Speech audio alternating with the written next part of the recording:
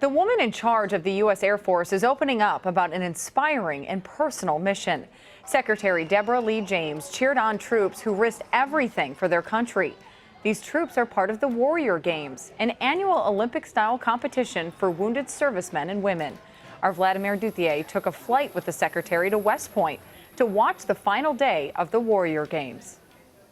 The Warrior Games are very special games. Very special people participate, and I wouldn't be anywhere else but be here. That's how important it is to me. The Warrior Games are part of what we call the adaptive sports program within our Wounded Warrior Care program. And so the athletes are all airmen. They're injured or they're ill or they're wounded. Could be in combat or it could be from some other occurrence in life. And when that happens to you, particularly as a younger person, you sometimes go to a very black, dark place and think, life might be over, I can't go on. This program demonstrates that there's nothing farther from the truth. These are survivors, but more importantly, they are thrivers, and they are demonstrating resiliency, they're demonstrating teamwork, the power of camaraderie, taking care of one another, and the spirit of competition. It's helping them to recover, and it's a huge inspiration to me and to others who come to watch and visit and learn. You've been coming every year. I have. And that, I mean, one of the things that struck me as I spoke to some of these warriors is they said to me, thanks so much for listening, thanks so much for talking to me. And I'm sitting here thinking to myself, like, no, thank you. But one guy said to me, you know, people put us on a pedestal all the time, and we have to deal with that too. I think that's true, and I consider myself to be the biggest fan of this team. And in any given year, sometimes the athletes are different because there are tryouts to actually be able to come to Warrior Games. So not the same people come, although certainly I have followed several of the athletes year after year. And they are a huge inspiration, but I always remind them that's a good thing.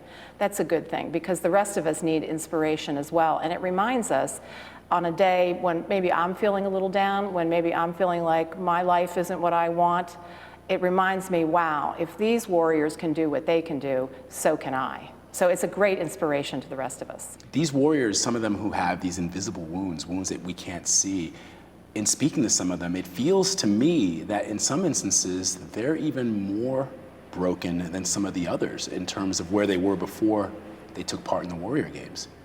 Invisible wounds may be invisible, but they are real. And they are serious, and our job, my job in the Air Force, is to give visibility to the invisible wounds of war. So we are doubling down and we are launching new programs to try to focus more on this because I think you're right. You're right. People with invisible wounds, the rest of us look at them and they look healthy, but perhaps not fully, and they need ways to recover as well.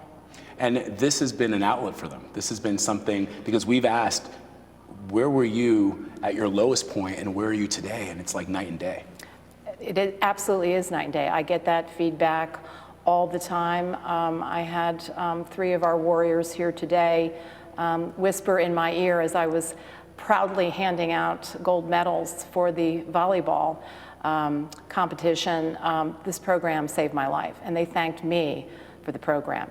I was thanking them. I was congratulating them. You have 3 things that you told me that you want to accomplish as a Secretary of the Air Force. What are they?